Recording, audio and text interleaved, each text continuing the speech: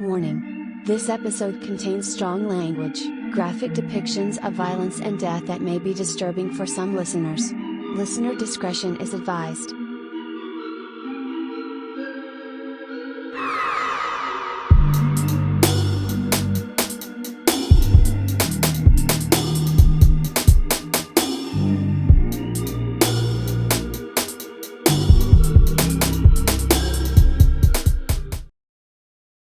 Hey, you true crime freaks and geeks. This is Shelly. My name is Brandon. And you're listening to A Beer, A Crime, A Tale. That was almost simultaneously. Simultaneously. That was weird to say. Is that the black cherry? Yes. I always get those from Mike's. Yeah, it's Mike's pretty Hard. good. This one's I haven't tried the black cherry one. If I get a tall boy, I always get the black cherry. And I kind of like it, but it also has... Cherry. What's the other ones? There's like lemonade, there's strawberry, there's... No, like watermelon. I'm sure there's watermelon. Probably. It's like watermelon everything. But usually when I get Mike's, I usually get it in the bottle. Or maybe like the... In the bottle? Yeah, they come in bottles. You've never seen Mike's in bottles, glass bottles. I'm... Oh my God. I'm thinking of the hard liquor like bottles. Oh, yeah, no.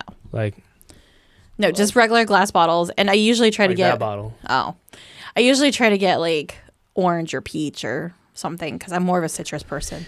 Yeah, I can't... Since I've started drinking bourbon, I can't really do the whole fruity drinks. Oh. I'll get like sick to my stomach because it's way too sugary.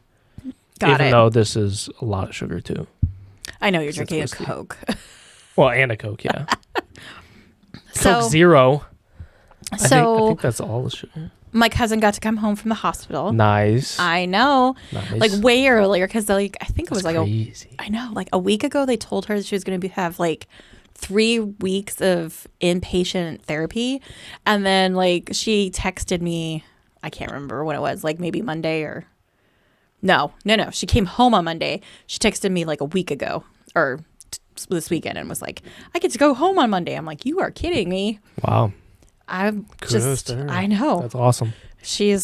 I'm impressed because if I fell off the roof, I would not be coming home that quickly. No.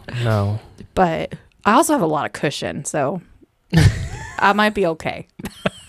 I'm just saying. You'll bounce. I'll bounce. Like a bouncy ball. Yes. she is very thin and no. She's brittle. Well, yeah. We're big bone. She's weak boned.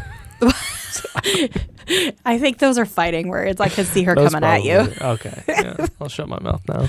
She'll come at you in whatever cane or something that she's using right now to help her walk. No, that's awesome because, I mean, I didn't go into details, but yeah, she had like skull fractures, broken vertebrae, broken hip, her is that clavicle was separated. Clavicle? That's a drink. I know. I was going to call it a capillary, and I was like, that's a blood vessel. Oh. But clavicle like separated, and I can't remember. She just had all kinds of stuff going on. But yeah, that's nuts. Mm-hmm. Yeah, that's crazy. But yeah, like every break was like perfect. And so basically they told her to sit still for the next few weeks and like, heal. And then she'll get to start up her therapy again. So that's awesome. I know. Damn. I know. So I'm going to go visit her sometime in the next couple of weeks. So it's either going to be right before Thanksgiving or right after. I don't know. Make sure to bring her some merch. Oh, I'm 100% going to bring her merch because she deserves it. She does deserve it, but maybe I'll give her some like stickers to give to every one of like the people that come to visit her. God. Because I know she's going to have people coming by to, help her throughout. Like, I don't think like nurses. I think it's her friends and family. Yeah. So they can all have a sticker from our podcast. We're just feeding through her to other people. Yes. We're just using it. She doesn't even know it yet. So today I am going to talk about the serial killer of Maine. Ooh, it's a state killer. We're getting back on that. I know. So first, I would like to say that when I was planning this episode, I had no idea there was going to be a mass shooting in the state of Maine. What? Wait, what? Yeah. So I want to say it was a couple weeks ago. There was like a huge mass shooting. A man went into, I think it was a bowling alley, and he killed, I think it was 18 people, injured like 13 others. Before all this happened, this particular one I'm talking about, which is not technically a serial killer, but more of a spree killer, was probably one of the biggest like incidences to happen in Maine. So wow. Holy crap. Yeah.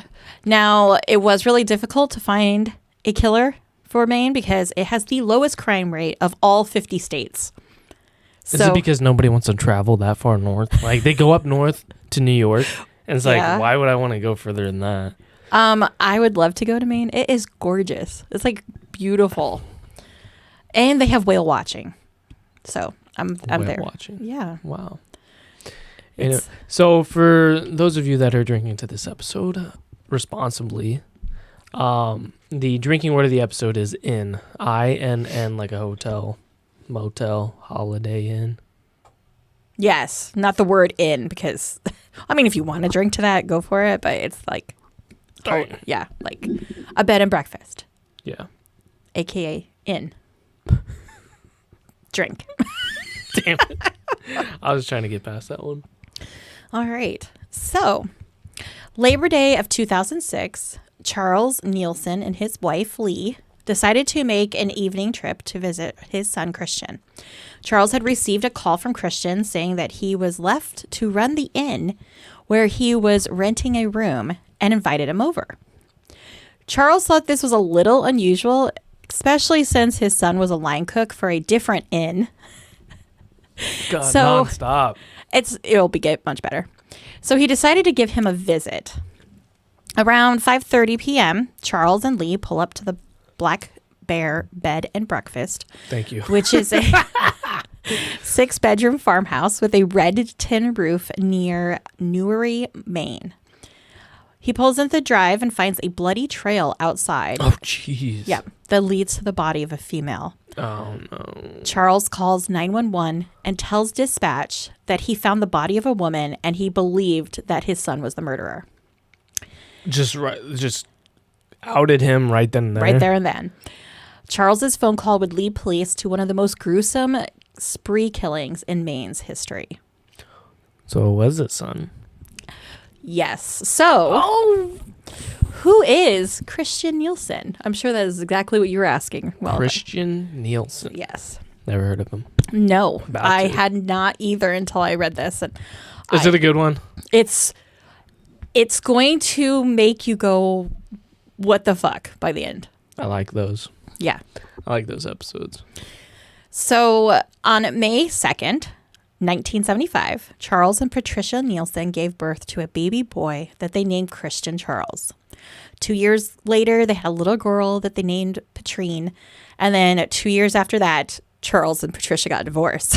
Oh, okay. So after the divorce, the parents, I think from what I can tell, had like a joint custody where Patricia was like the primary custodian of the children. Both Charles and Patricia had moved on. Charles married a woman named Carol, and they established a pretty normal, typical life together. And when Christian was 6 and Patrine was 4, Charles and Carol noticed a change in the behavior with the children. In the court records, their behavior was described as uncontrollable urinating, excessive belligerence. Don't they say like the urinating thing is like an abuse? Yes. And unusually nervousness. I don't know why they phrased it like that. So like anxiety. Basically, yeah. Yeah. Charles blamed the change in their behavior on Patricia's boyfriend, Michael Lewitt, who had a criminal history of burglary, theft, and receiving stolen property. Receiving stolen property? Maybe he received it to resell it? I don't really know. How do they get you for that? The only thing I could figure is maybe that he would buy stolen property off people to resell it, and maybe he like he met somebody in the back alley and was like, yes, like a drug deal or stolen goods. Yes, but with a pass. VCR because this is 1982. Hey, Or maybe Now people are trying to do that just for free. I don't even know if VCRs were out back then. I might be totally wrong. 19 what? Maybe it was like a microwave, but that was really big. 1982. 1982. I think microwaves were like the size of like a small house. Like they were huge. Jesus. I swear. Well, I remember like when I was, I don't remember 1982 because I was too small, but I remember they would have like they looked like a mini oven basically. And they had like big giant doors and 1956 is when VCR came out. Oh, okay. Well, so then we're fine. So yeah, that's. I just remember there was also like a beta player too. There was another type of like cassette tape thing. Yeah, you lost me there. I'm just telling you what was going on. So Charles and Patricia went to court in 1982 and Charles fought for full custody of the children. A psychiatrist had testified during the trial and told the courts that it was in the best interest of the children that they were in the custody of their father due to the stable home life that Carol would be able to provide for him. Ooh, that's a slap in the face of the mother. The judge agreed, stating that the behavior of the mother has not been consistent with the sort of emotional stability that is most valuable to young and impressionable children. So did they just go off of like a he said, she said type thing? So that's what it sounds like. Like, did they have evidence? Yes. So Michael, that's who they were saying was like not, providing. I guess he was just a jerk, but he was in and out of prison from what I understand. So they at least had his court records, and she obviously didn't care what the court said because she goes on to marry him. So, yeah. Okay.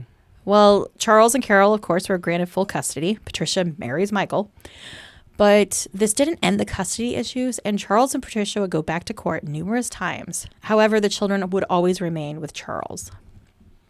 So that's probably a good thing. Probably. But then one of them came out to become a killer, so I don't know if that's good or not. Yeah, I don't know how I don't know how Patrine turned out, but I'm sure she's not a killer. They haven't said anything about her. So. Or she hasn't been caught yet. No, I feel confident she's okay.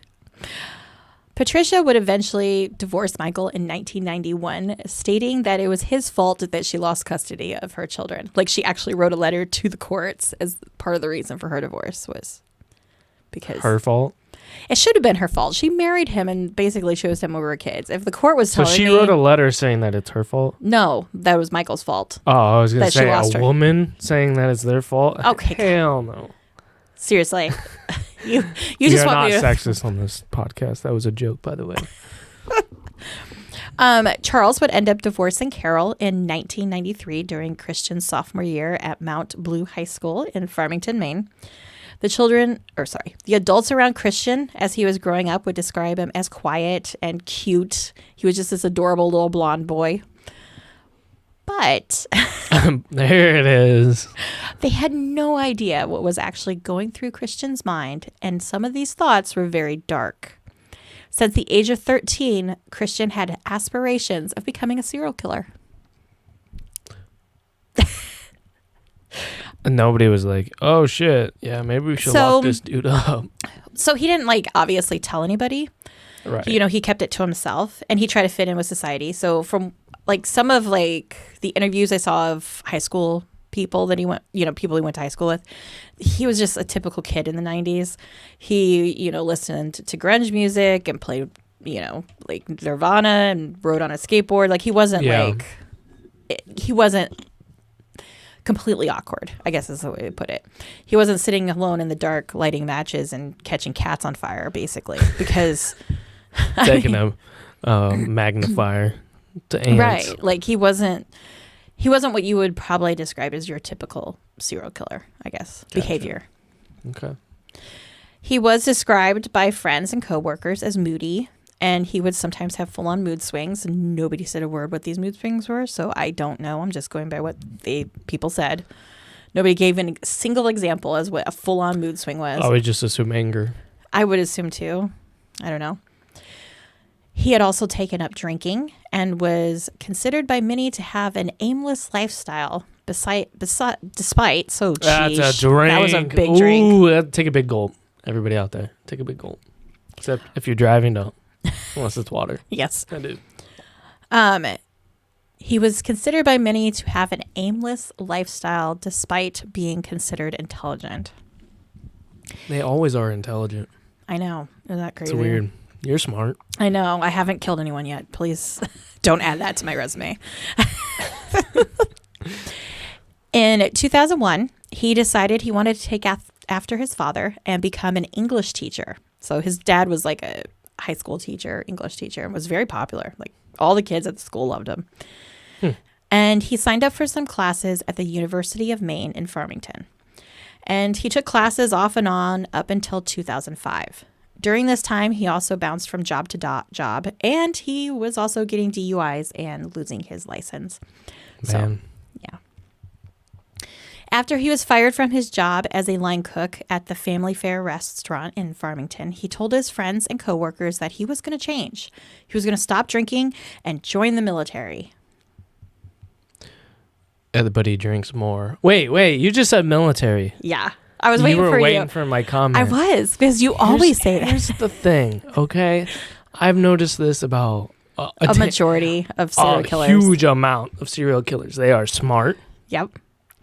They join the military. Yep. They're going to get kicked out. Or he yeah. just leaves. Right. Because he's got an issue with one of the other people there. Or something, yeah. Something like that. Then they become serial killers. I'm just saying. I know. Somebody needs to look into this. Because I think there's some like mentality between all that stuff. So my hubby, he's extremely intelligent, like very smart, and he was in the military for 8 years. I'm just saying, he has watch your back. To be a serial killer. Back, Shelly. No, he is the sweetest person in the world. He would never do anything. So yeah, that's what they all say. No, nobody on here said he was sweet. They all said he had mood swings on this one. I will for this continue guy. the podcast for us. We'll do your episode in your honor. Okay? Nope. That'll be our last episode. Todd's too amazing, and he would never do anything.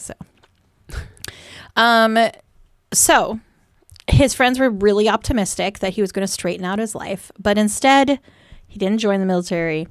He got another job as a line cook, and this time at the Sudbury Inn in Bethel. Drink. And it goes. At this time, Christian is 31 years old and started renting a room from Julie Bullard. She ran the Blackberry Inn, or also a bed and breakfast, in Newry, and this was close to his job. Newry is a very small community that is kind of near like a popular ski location in the winter. Oh, okay. The actual Blackberry Inn, from what I read in one source, was sitting at the end of a dead end road. So it's just basically literally in the middle of nowhere. Julie was originally from San Francisco, where she had run a successful bed and breakfast there. And her daughter, Selby, I think that's how you say it. Selby? Yeah, Selby. It's not like Shelby. It is not. You take out the H, so it's Selby. Selby, okay. Yeah. Selby Bullard, she had lost her husband in a car accident, leaving her as a widow with 2 children. Julie decided that Selby and the kids needed a fresh start, so she purchased the Blackberry bed and breakfast in Maine. And Maine was a perfect location to start over. It was close to Julie's other daughter, who lived in New York. It obviously didn't have much crime, since it's the lowest crime rate in the entire U.S. and the location was just beautiful. Julie had made improvements to the inn, which was originally just a farmhouse. So I believe she added like an addition plus tennis courts and a pool. So she got it all primed up to be a beautiful bed and breakfast because you went through all that drink. Thank you. Yeah, that was quick. Selby got a job at the local obstetrician's shop, the eyeglass place. Yep. Yeah. See now. Optician. Okay. Yeah. I just had a stroke. Up. It'll come to me. And would also start working part-time at Apple Tree Realty. I love the name. Apple Tree Realty. I kind of loved it. and she had aspirations to learn to become a real estate agent. While she was there, she met Cynthia Beatson, and the two women became fast friends, and they went everywhere together. After 2 years in Maine, Julie, who is now 65, she was ready to move on. The Black Bear wasn't as successful as she hoped it would be, and her daughter that was in New York had convinced her to move to Brooklyn and live with her. Julie decided it was time to put the inn up for sale. Julie still rented a room to Christian when he, showed up needing a place to live, because she still needed money until the inn could be sold.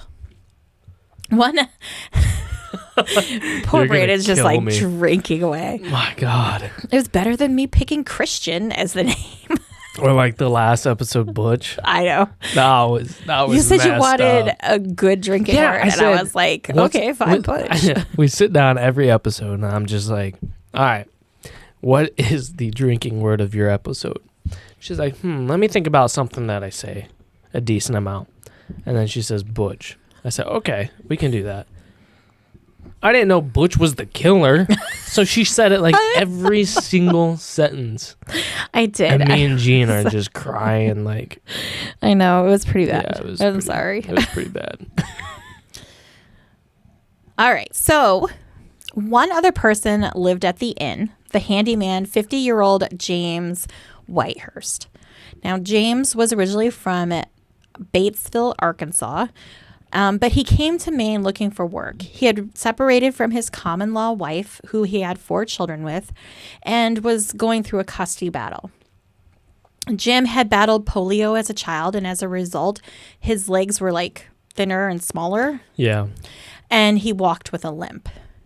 During the summer of 2006, Jim had made a deal with Julie that he would be the handyman around the inn for free room and board. Life was not perfect between the three of them.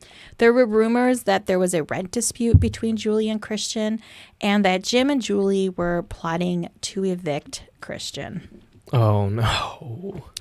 So what exactly happened Labor Day weekend 2006 at the Black Bear Bed and Breakfast? What actually happened, Shelley? You ready? I'm ready. Okay, because hold on to your beers and whatever, because it's going to be intense. There won't be that much ins. The word in, I promise. You just said it twice. I just said it twice. Sorry. But here we go. On Monday, September 4th, at approximately 5:30 p.m., Trooper Dan Hansen with the Maine State Police responded to the 911 calls that were placed by both Charles and Lee. Lee greeted Trooper Hansen by telling him that her husband had found some bodies outside the inn and that his son had killed them. She then led Hansen to Charles and Christian, who were sitting on a bench on the porch. Hansen radios for assistance and then asks the men, "What's going on here?" Christian looks at the trooper's name badge and replies, "Well, I killed some people, Dan. I shot them. The gun's in the house in the tool chest." Excuse me. Oh, what? Yeah, he's just sitting on the porch and he's Just like, nonchalantly. yeah, just, like, well, I killed some people, Dan. Yeah, like literally that's what he did. I listened to the audio because, they're officers, so they were recording. In 1980, they had 2006. Pay attention. Oh, yeah. We're in 2006 now. Holy crap. That was when he was like born or something. He was born in 75. Yeah. Anyways. To that. Okay. Yep. He admitted to. That's crazy. I know. Hansen then asked Christian when this happened, and he stated that it had been a while. Hansen then read Christian his Miranda rights and asked if he wanted to tell him what happened, to which Christian replied that he did, but he was only going to tell the story once. So Hansen put Christian in handcuffs and had him wait in his squad car until detectives arrived. Charles asked Christian if he should wait for counsel, and Christian said, "Yeah, not a bad idea." This dude. I know. I swear. Charles was then asked by Hansen where the bodies were, and Hansen and Charles followed the bloody trail leading from the inn through the grass and into the into the brush. In the brush, Hansen found 2 female bodies that had been dismembered and the remains of 2 dogs. Oh, I know. At this point, you're more upset about the dogs, aren't you? I just realized I did that. Yeah. I'm so sorry. That's You know fucked what? up. It That's is, pretty but fucked do you up. know how many people, like, I watch a lot of true crime and I listen to a lot of podcasts. There's people have so much stronger reaction to the animals that died than to the adult humans. Because it's like, it's a way of life, you know? I know. Unfortunately, we live with... murder is a thing. Right. And serial killers are a thing. Yes. And they always will be a thing. But, you know, the dogs are innocent. Well, not that the women weren't innocent, but... You could watch serial killer documentaries all day long and not be fazed. Right. But then you see somebody murder a dog and you're just like, what the fuck? I think because when you think of a dog or a pet of any kind, kind, triggers the part of your brain that has like you take care of it like your attachments. own child. So it's almost like, you know, I relate to a dog kind of similar to a child. So Yeah. I think people have way stronger reactions, obviously, to children being murdered. And Oh yeah, so I mean, I think it's kind of that similar kind of reaction. that's true. Yeah.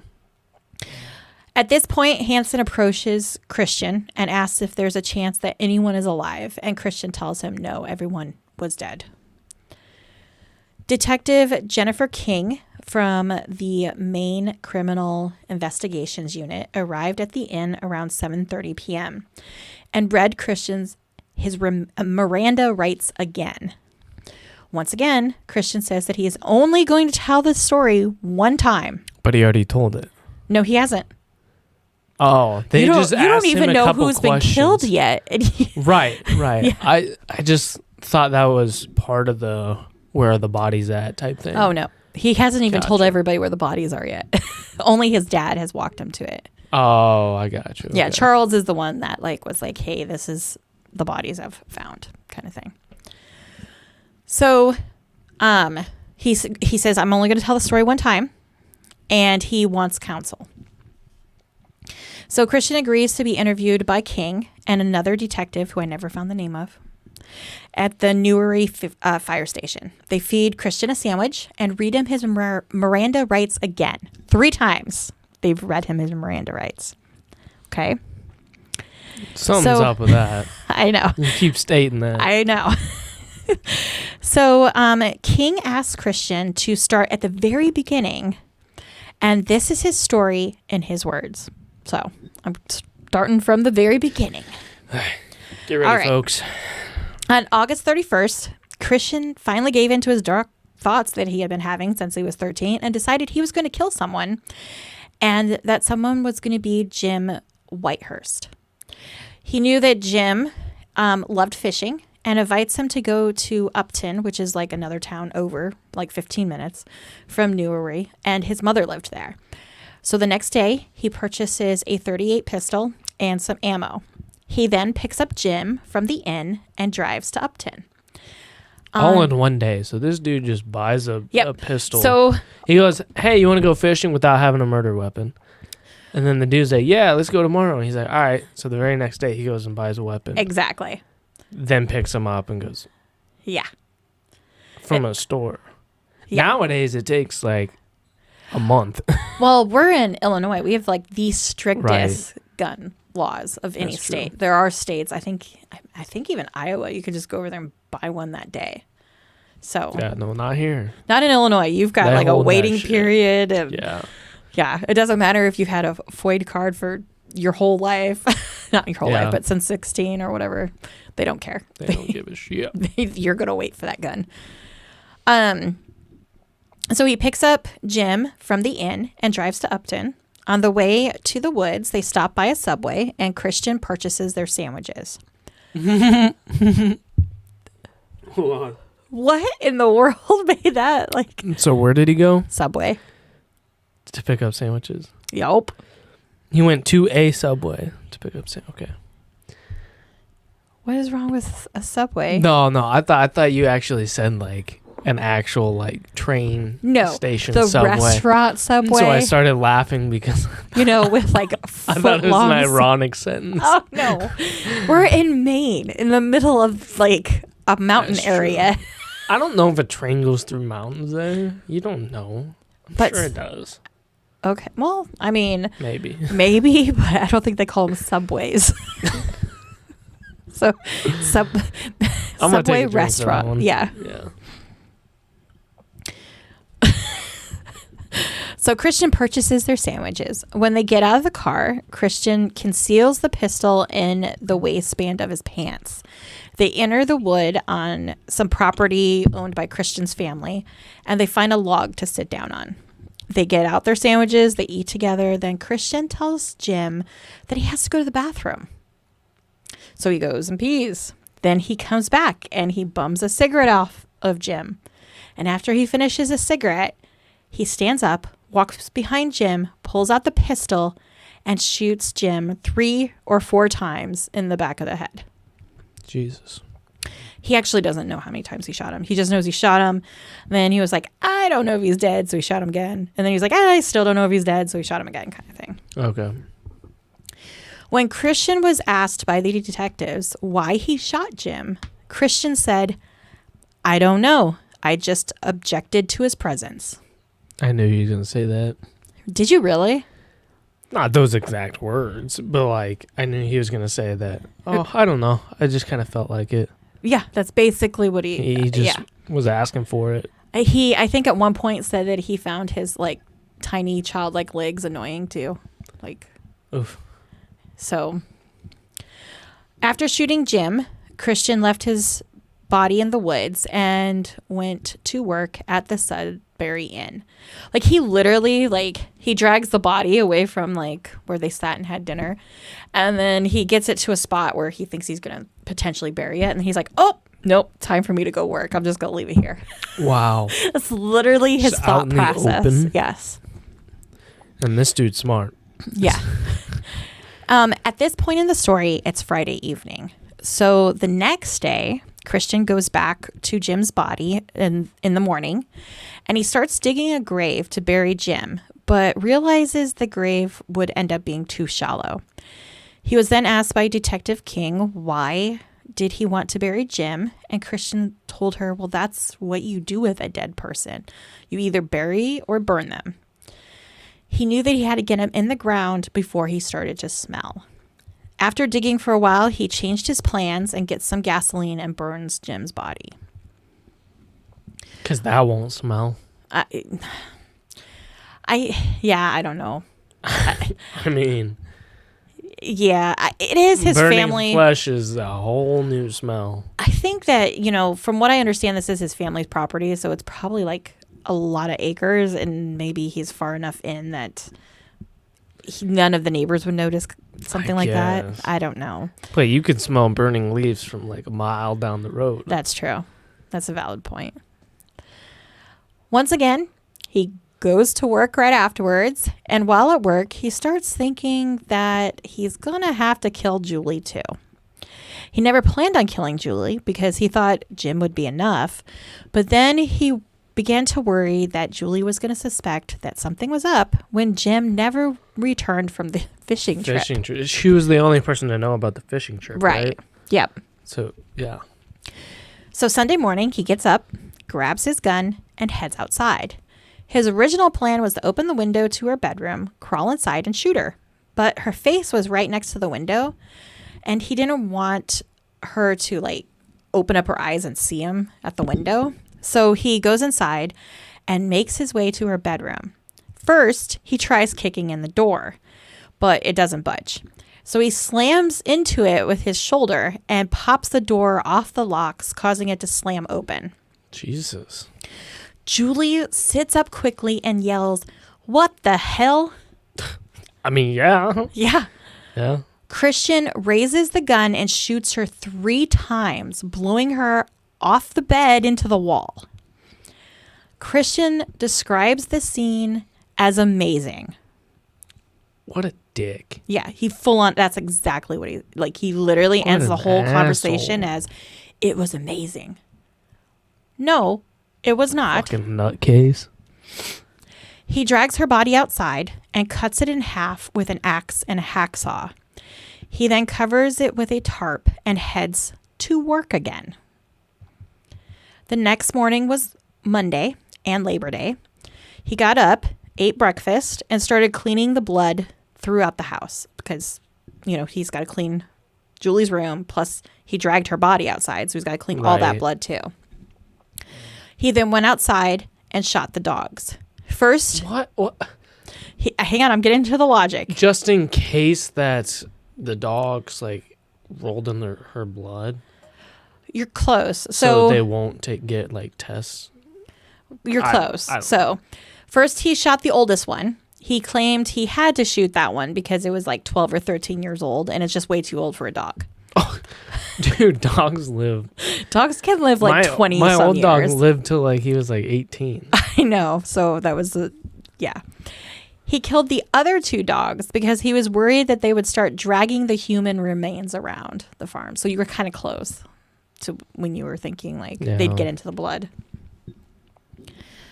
Selby had been calling her mother since the day before, and she was very worried. She knew that Julie suffered from asthma and was afraid that she hadn't been taking her medication.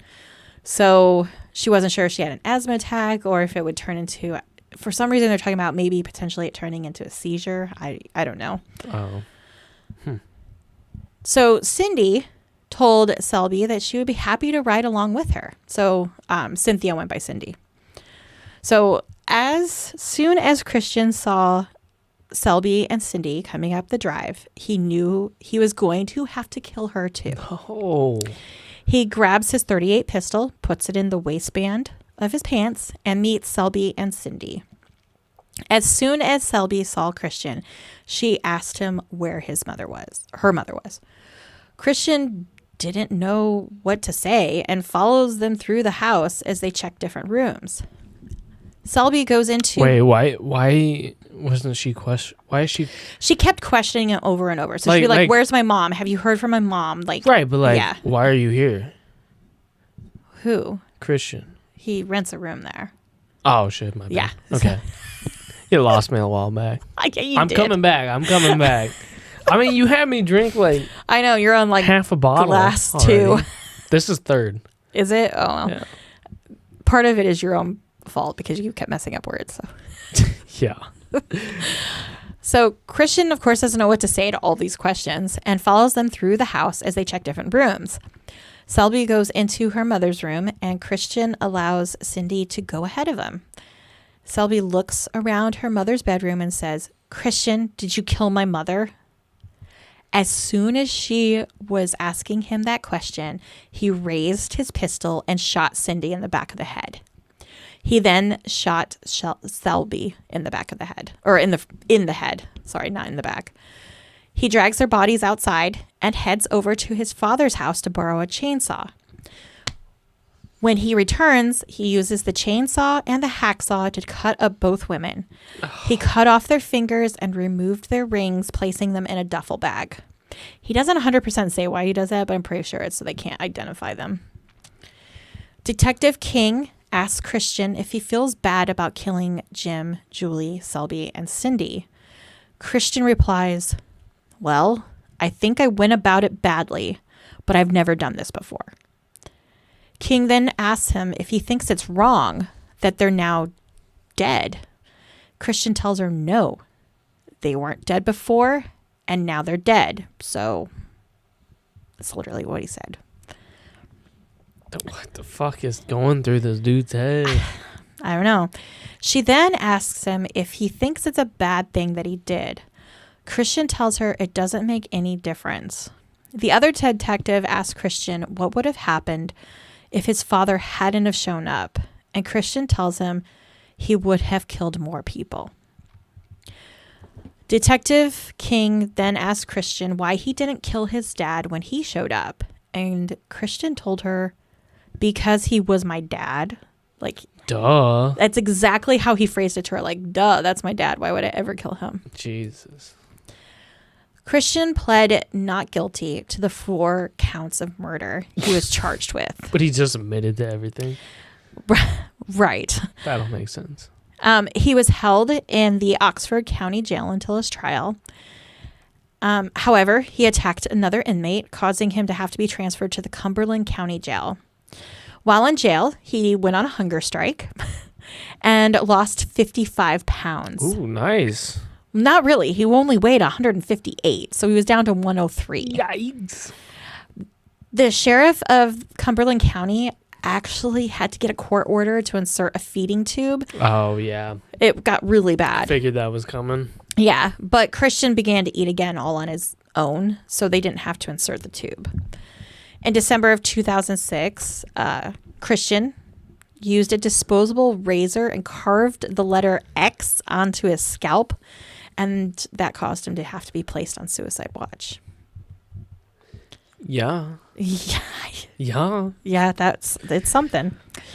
After an examination by the Riverview Psychiatric Center, Christian's lawyer changed his plea to not criminally responsible after Christian was found to have schizoid personality disorder, Asperger's, and other mental illnesses, which they didn't really get into. In spite of this, Christian was deemed competent to stand trial because he was not suffering from a psychotic episode at the time of the murders, meaning he was able to willingly make decisions. So he was well aware that he was killing people and what the consequences were. Christian, not wishing to stand trial, changed his plea to guilty. He said that if it was to go to trial, he knows that the outcome would have been guilty, so he didn't want to put everyone through the trial. What a nice guy. God, he's so good.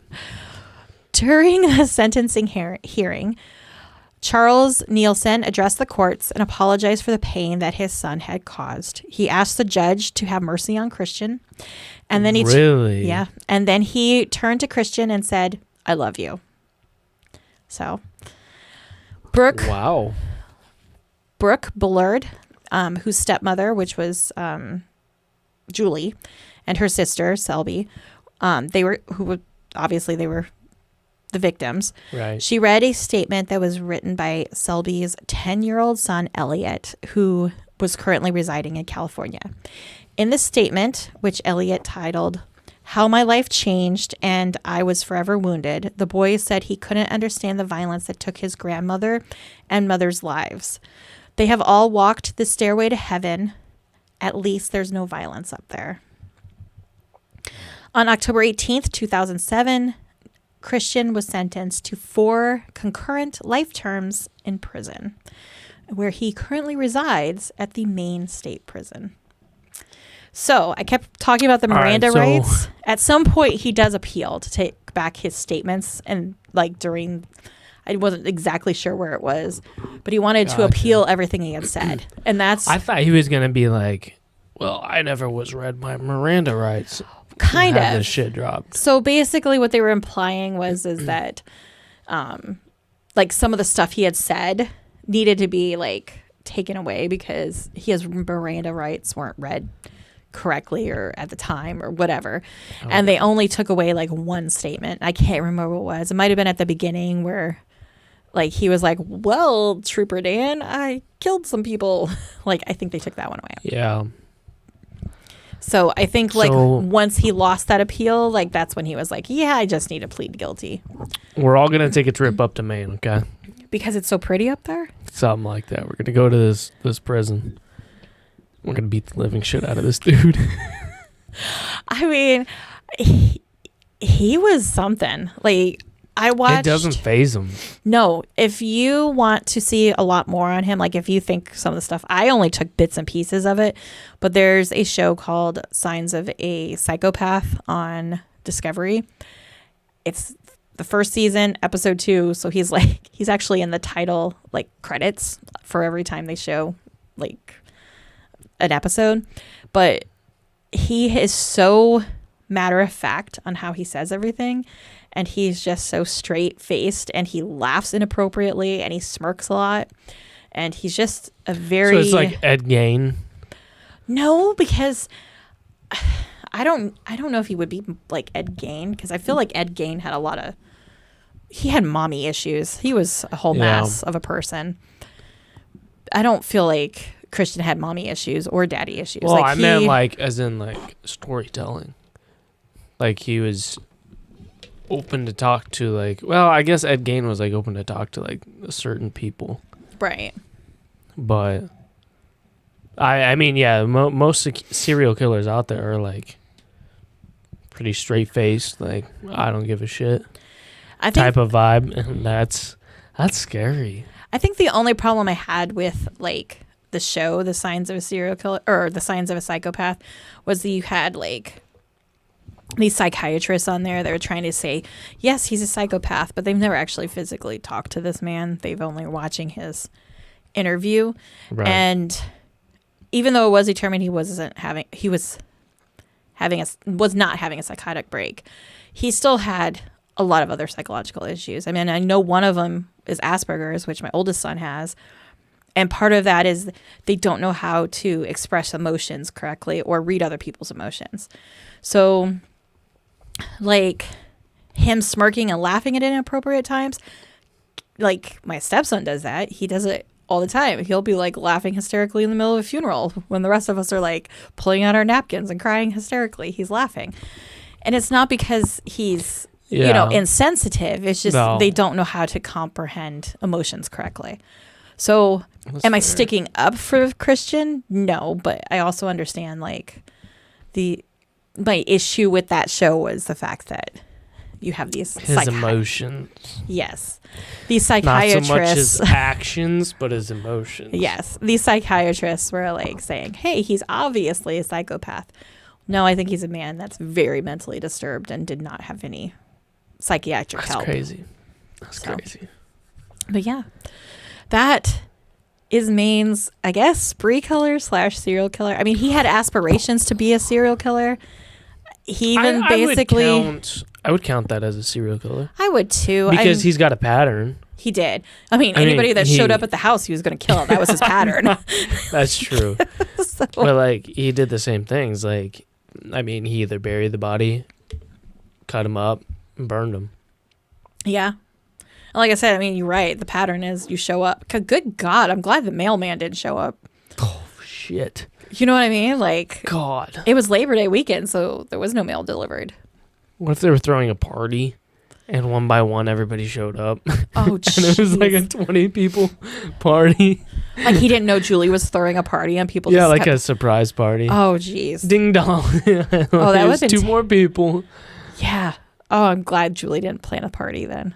Or have reservations and not tell anybody and the people show up for a nice Labor Day getaway. Oh, that would be rough. Yeah. Man. Okay. Well, the next one will be Maryland. I haven't even started researching that Maryland. one. Yeah. But I'm not 100% sure I'm going to do the one because we had a request from Sam, actually. She wants to listen to a certain one, so I'm going to research that first. So we don't get to know. Well, first of all, I can't pronounce it. Hang on. Let me look it up because she sent me a message. And let's see if I can. Yeah, because I don't want to be just left in the dark. Hang on. Let me see. Because I saved it. Because I already laughed at her when she sent it to me. Because I was like, I can't pronounce these words. I'm going to have to have some. I'm going to have to make sure I get a full bottle that day. I know. Okay. Her suggestion is Alan Laguerre. So that part's fine. He was considered the monster of, and then she sort of left me a pronunciation. Miramachi? Miramachi?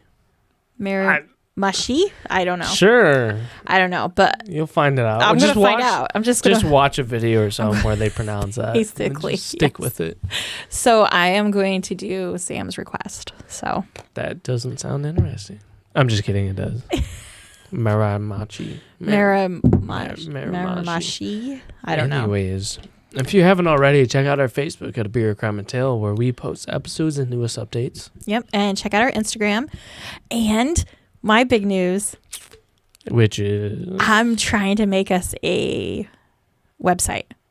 Which, by the way, it's probably going to take me until after Christmas. So everybody don't get overly excited. Jesus. Here's my thing. I want to make it absolutely perfect. So like if they wanted to click on a certain video, I can get it to them. You know what I mean? Like I want to make sure it's all like linked up correctly, and Okay. I don't want to make any dumb like 404 lost links, basically. But in the meantime, if you want to reach out any of our socials, we do have a link tree. It's posted on our Facebook, Instagram. Yeah, because pretty much everything. Yeah, because we have TikTok now. We have TikTok, Snapchat. We just posted today. Yep. During the recording. So we got a bunch of different stuff if you're interested. And just always make sure you subscribe and you like and you give us like download 5 stars. Download. I mean, give us what you think we deserve. Yeah. Honestly. But if you do give us 5 stars, I think they should, and give us a nice rating, they should give you, like, do what do they call it? Screenshot and send you a picture of it. And then I can send them something. Like, I have stickers and pins and keychains. Yeah. And you can send it. I don't care how you send it. You can send it through Instagram, Snapchat. Anything. We'll be happy to receive it and send you something. Yeah. So we appreciate you guys for joining us in this episode, and we will see you in the next one. Stay ghouly. Stay very ghouly.